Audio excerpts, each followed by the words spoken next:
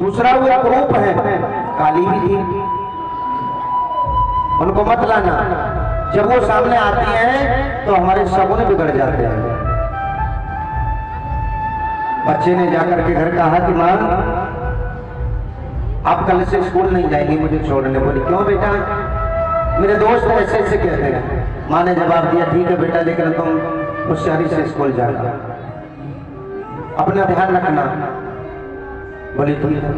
समय बीतता गया। कुछ समय बाद बेटा मेहनत से पढ़ता रहा हाई स्कूल में, उसने फर्स्ट डिवीजन पास किया। माँ बड़ी प्रसन्न हुई कि मेरे बेटे ने फर्स्ट डिवीजन पास किया। माँ ने कहा कि बेटा तुम एक काम करो, बाहर पढ़ने चले जाओ और सब खर्चा मैं करूंगी।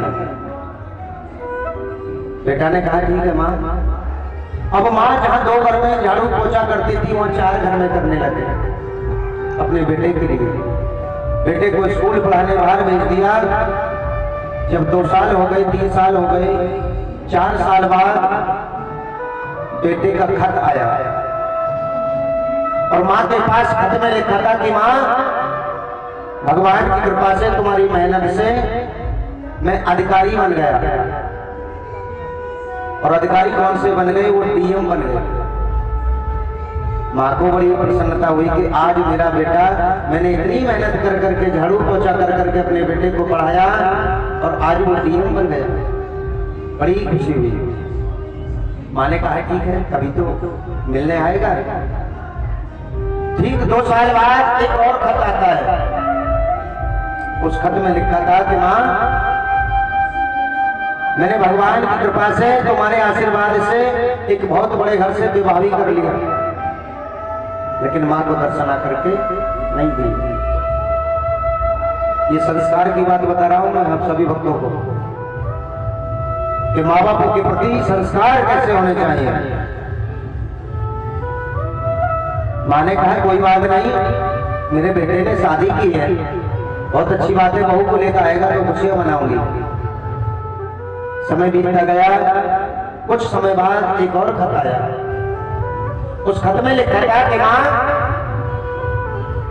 आपके एक पोता भी हुआ है। अब तो माँ भूले न समावे आंगन में नाचने लगे। बोली मैं तो सोच रही थी कि मेरे एक ही बेटा है, लेकिन अब तो 2-2 हो गए, पोता भी आ गया। खुशियां मनाने लगी, लेकिन खुशी माँ पर रुकी नहीं। माँ ने सोचा अच्छा डीएम साहब बन गए तो कोई बात नहीं, विवाह कर लिया कोई बात नहीं, लेकिन अब पोता हो गया, बूढ़ी अम्मा को बुलाया भी नहीं। माँ ने अपने कपड़े पैक किए और जहां से वो खत आता था उसी खत के अनुसार माँ उसी एड्रेस पे पहुंची। जैसे ही माँ पहुंची, बाहर चपरासी खड़े थे। देखिए बड़े बड़े लोगों में चपरासी होते हैं ना। जब डीएम साहब बन गए तो चपरासी ने कहा अरे कौन हो? तो जवाब दिया माँ ने कि भैया मैं अपने बेटे से मिलने जा रही हूँ। चपरासी ने कहा तुम्हारा दिमाग खराब है, तुम बेकार और हमारे साहब की माँ, ऐसा नहीं हो सकता। तो माँ ने वो पत्र खोला, खत खोला जो रोज आता है, खत दिखाया चपरासी को। चपरासी ने कहा कि भाई माँ जी तो ठीक कह रही है, इसी पते पर है और साहब जी का लिखा हुआ खत है। बोले ठीक है मैया जी तुम चली जाए। अब माँ जैसे ही अंदर प्रवेश किया माँ ने तो देखा कि वो छोटा सा जो पोता था ना बच्चा, वो पालने में झूल रहा। अब माँ ने सोचा कि बेटे से तो बाद में मिलूंगी, सबसे पहले अपना पोता ही पालने में से उठा लिया और उठा करके माँ ने वो सीने से लगा लिया, खिलाने लगी। अब उनकी जो पत्नी थी डीएम साहब की, वो खाना बना रही थी। उन्होंने देख करके कहा अरे साहब जी जरा दौड़ करके आओ, कोई भिखारन आकर के हमारे बच्चे को चुराना चाहती है, ले जा रही है, मैं नहीं आती तो ये ले जा रही है। अब वो डीएम साहब जैसे आए, उन्होंने देखा, देख करके बोले हाँ ये तो कोई भिखारन है। ये होते हैं संस्कार। आज अपनी माता को भिखारन कह रहा है, अरे भिखारन से बाहर निकलो यहाँ से।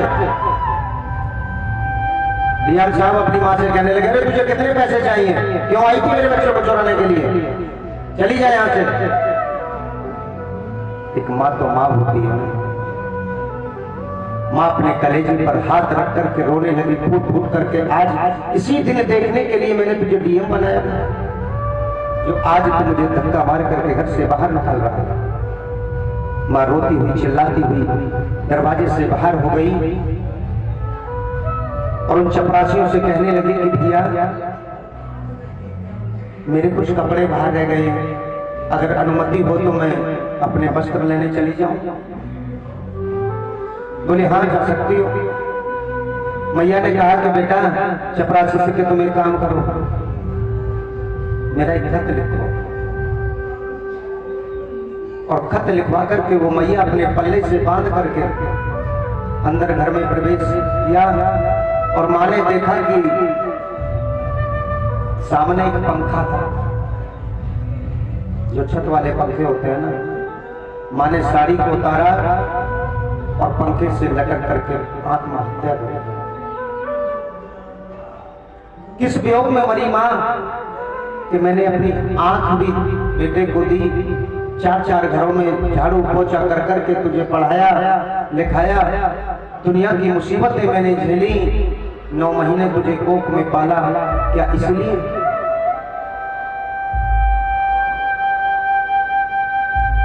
माँ तो भगवान को प्यारी हो गई, लेकिन जैसे उनकी पत्नी ने देखा, बोली साहब जी देखो ये भिखारन तो यहाँ आत्महत्या करने लगे। तो